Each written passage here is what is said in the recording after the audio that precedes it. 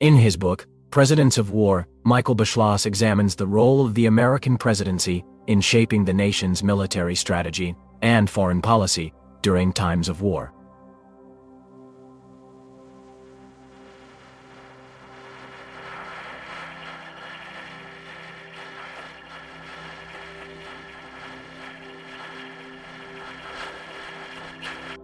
The book covers a period of over 2 centuries, beginning with George Washington and ending with Barack Obama.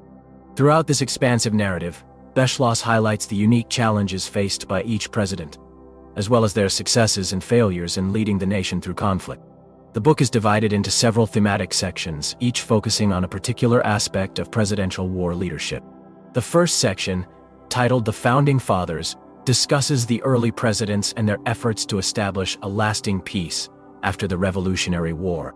George Washington, for instance, faced the daunting task of disbanding his army and maintaining a fragile alliance with France, all while fending off domestic political challenges. Thomas Jefferson, meanwhile, grappled with the threat of foreign aggression from Europe, particularly from Napoleon Bonaparte, while also pursuing a policy of isolationism. The second section, The Civil War, chronicles the leadership of Abraham Lincoln during the most divisive conflict in American history.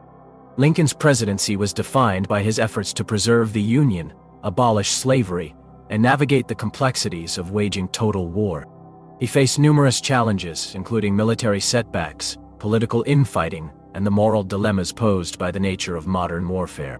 Throughout this tumultuous period, Lincoln's steadfast determination and strategic vision helped to guide the nation back from the brink of collapse. The third section, The World Wars, examines the leadership of Woodrow Wilson, Franklin D. Roosevelt, and Harry S. Truman during the 2 World Wars. Wilson, who led the nation during World War I, was initially reluctant to involve America in the conflict, but eventually committed the country to a war effort that helped to shape the post-war international order.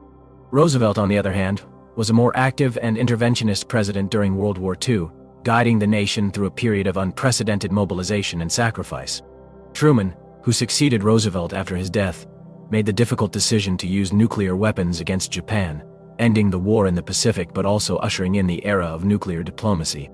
The fourth section, The Cold War, focuses on the leadership of Dwight D. Eisenhower, John F. Kennedy, Lyndon B. Johnson, and Richard Nixon during the protracted struggle against communism.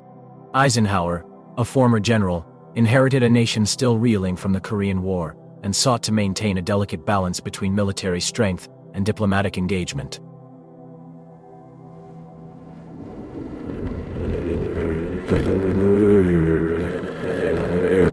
Kennedy, meanwhile, grappled with the Cuban Missile Crisis, a tense standoff with the Soviet Union that brought the world to the brink of nuclear war. Johnson, who succeeded Kennedy after his assassination, escalated American involvement in Vietnam while also pursuing a domestic agenda focused on civil rights and social reform. Nixon, the final president discussed in this section, sought to normalize relations with China and Soviet Union while also ending American involvement in Vietnam. The fifth and final section, The Wars of the 21st Century, examines the leadership of George W. Bush and Barack Obama during the wars in Afghanistan and Iraq. Bush, who took office following the September 11th terrorist attacks, launched a global war on terror that included invasions of Afghanistan and Iraq. His presidency was marked by controversy over the use of enhanced interrogation techniques, the detention of suspected terrorists at Guantanamo Bay, and the role of the United States in the Middle East. Obama, who succeeded Bush, sought to wind down American involvement in Iraq while increasing the troop presence in Afghanistan. He also implemented a strategy of targeted killings using drones, which raised questions about the ethics and legality of modern warfare.